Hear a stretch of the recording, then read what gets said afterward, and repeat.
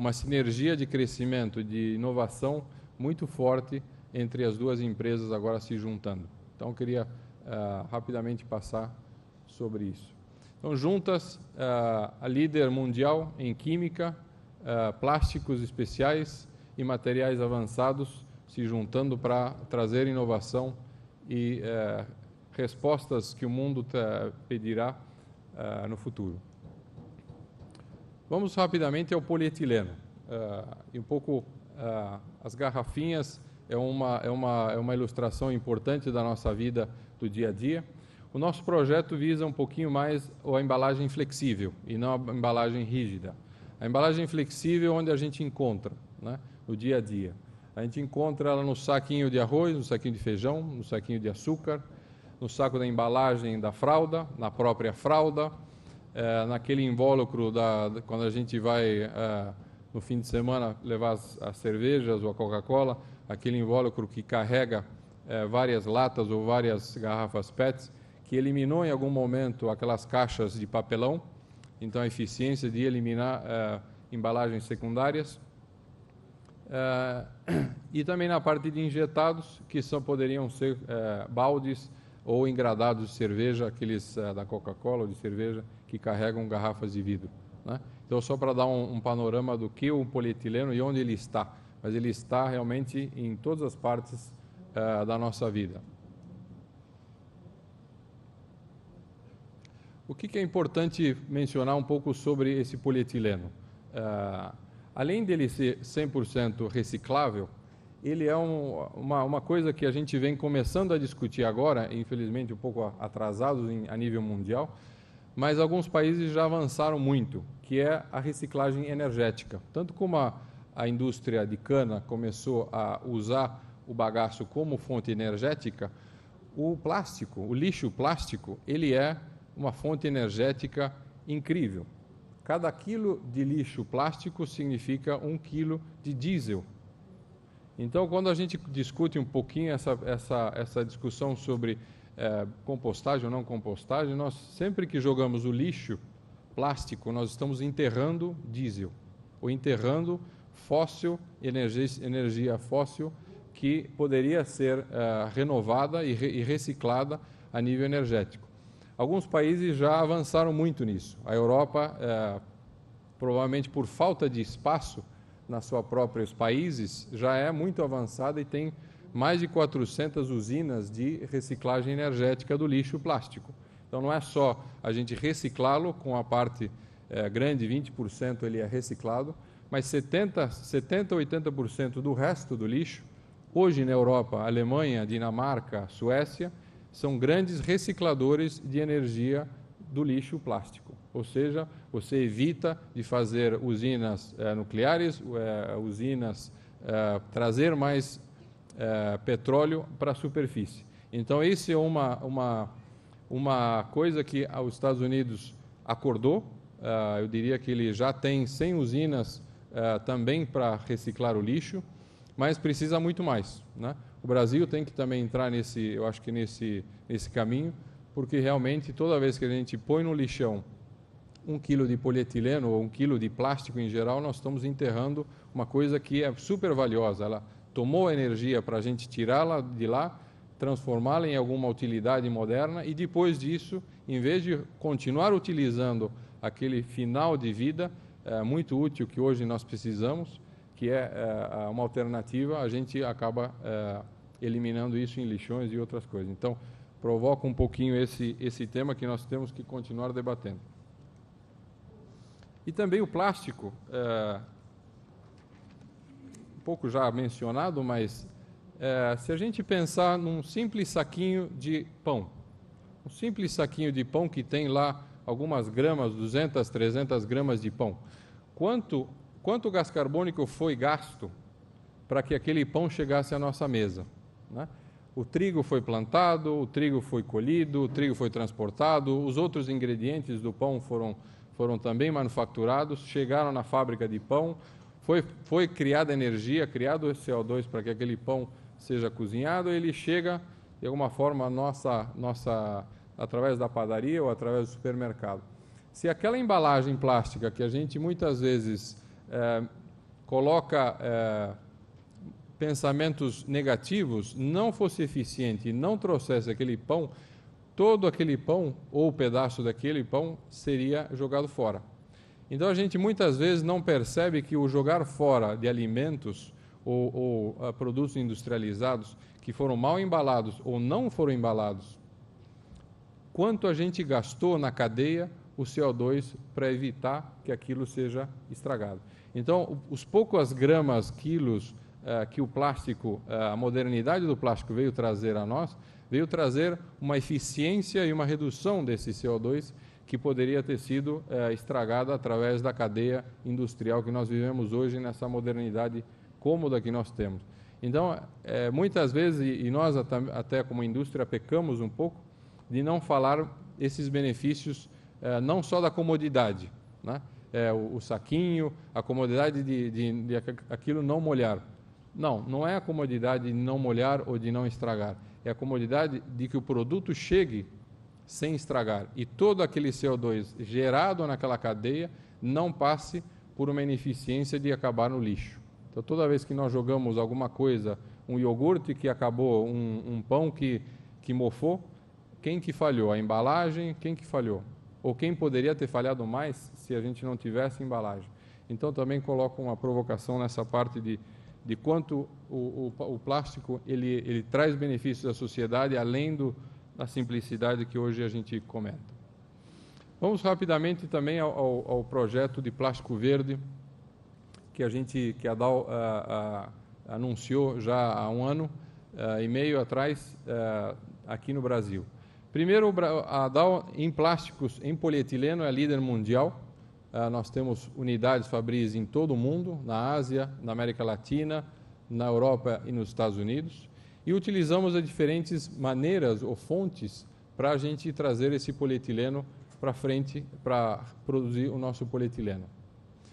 No Brasil, como o Bernardo mencionou muito bem, temos falta de nafta, que é a matéria-prima básica para a produção do polietileno.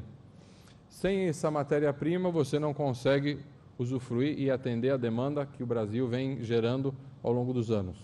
A Dow, através vamos dizer, do ser brasileiro, de mais de 50 anos aqui, viver o Proálcool, ter vivido várias tentativas, inclusive a nossa planta de Cubatão, que foi da Union Carbide, também produziu polietileno de cana na época dos anos 70, quando tivemos a crise do petróleo. Então, também estávamos muito presentes, próximos dessa situação. E a modernidade hoje, eu diria que o fator Brasil, e muitos aqui devem ser de usinas e próximos à indústria, 30 anos de eficiência, de melhoramento, de melhorias, de otimizações trouxeram o que hoje é uma realidade. Além do fator Brasil trazer o polietileno a uma realidade, foi basicamente essa evolução de 30 ou mais anos de profissionalização dessa indústria, que foi isso que nós, quando começamos a trabalhar nesse projeto, vimos muito forte. Não era uma indústria arcaica, não era uma indústria pequena, fragmentada, uma indústria que realmente evoluiu. E essa evolução trouxe essa eficiência, que hoje é um petróleo, como disse o Bernardo, de 40 a 45, ela é eficiente. Há 30 anos atrás, quando tivemos o problema tanto o projeto Proálcool como a crise do petróleo, naquele momento a indústria não tinha trazido todos aqueles benefícios.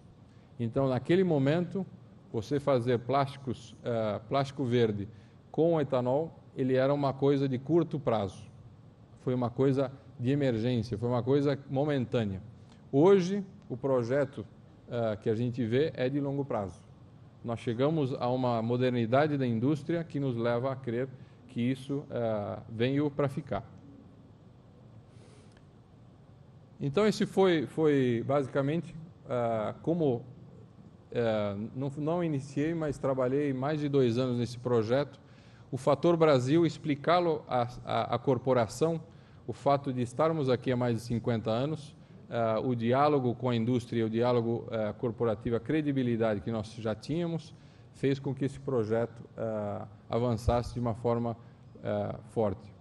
O que é o projeto? Basicamente é a união de duas indústrias, a indústria de agroquímica ou etanol, né, que a gente chama sol, chuva, etanol, e a indústria petroquímica, que administra o etileno, que pode vir de várias fontes, e hoje a Dow utiliza o gás etano ou a nafta em diferentes aplicações. Você pode também usar o carvão. Nós não usamos, mas conhecemos empresas que utilizam o carvão também para chegar na molécula do etileno, que é essa molécula aqui, né? E do etileno para o polietileno, a indústria petroquímica per se, que é o nosso polietileno Dowlex, que já no Brasil ele existe há mais de 12 anos, desde que nós partimos da nossa planta de Bahia Blanca, na Argentina, e fornecemos para o mercado brasileiro. Então, essa união dessas duas indústrias no mesmo local, integrada, trabalhando juntas, esse é o projeto da Dow. 350 mil toneladas, uma planta de escala global, uma planta similar ao que nós teríamos em qualquer outra parte do mundo, que inclusive estamos partindo o ano que vem na Tailândia, uma planta gêmea, só que a grande diferença é que a matéria-prima seria renovável e não de fonte fóssil. Por que ela é importante a nível integração, a nível de ter tudo junto e não separado para nós? Que temos que começar com um polo alcoquímico aqui no Brasil. A importância é a autossuficiência energética, né? Nós já conhecemos o Brasil, quando o verão o inverno é muito seco, as crises energéticas nós já tivemos ao longo dos anos. Então, esse projeto, pela eficiência das tecnologias do bagaço, os cálculos são de que nós teríamos energia suficiente para o polo inteiro, não só as usinas e as moendas, mas também as plantas de etileno e a planta de polietileno, 100% autossuficiente, e os cálculos nos mostram que provavelmente nós teríamos excedente de energia, devolvendo à rede elétrica energia, em vez de captar energia da rede pública, justamente naquele momento que mais se precisa, que é o verão, que é o inverno, desculpa, quando existe a seca, e nós não estaríamos atrapalhando a utilização da energética da rede pública. Esse é o meu slide preferido, quando eu converso com minhas filhas e falo do projeto que eu estou atendendo, porque eu já perdi acho que 3 ou 4 aniversários minhas filhas em reuniões com parceiros, reuniões diferentes, reuniões do projeto. Então eu sempre tinha que ter um crédito com elas para explicar o porquê dessa ausência minha. Então, é importante aqui foi mencionar, como o Gradin mencionou, que isso o que eu gosto de chamar um vacuum cleaner, né? É um aspirador de pó, é um aspirador do CO2, justamente aquele gás que a gente quer eliminá-lo e transformá-lo em plástico, né? Soltar o O2 e incorporar aquela molécula de carbono no polietileno para ele ficar aqui na Terra em forma fixa e, de novo, com potencial ainda de reciclagem energética também. Então, para dar a importância de um projeto integrado era também unir os 3 pilares da sustentabilidade, que são pessoas, é uma geração estimada de 3 mil novos empregos, uma capacitação dessas pessoas, né? E unir as melhores práticas das duas indústrias, né? Da indústria agroquímica e da petroquímica, né? Então, as pessoas, nós vemos que vai ser uma fonte muito importante de melhoria. Na parte do planeta, um pouco também mencionando aonde seria esse projeto. Esse projeto é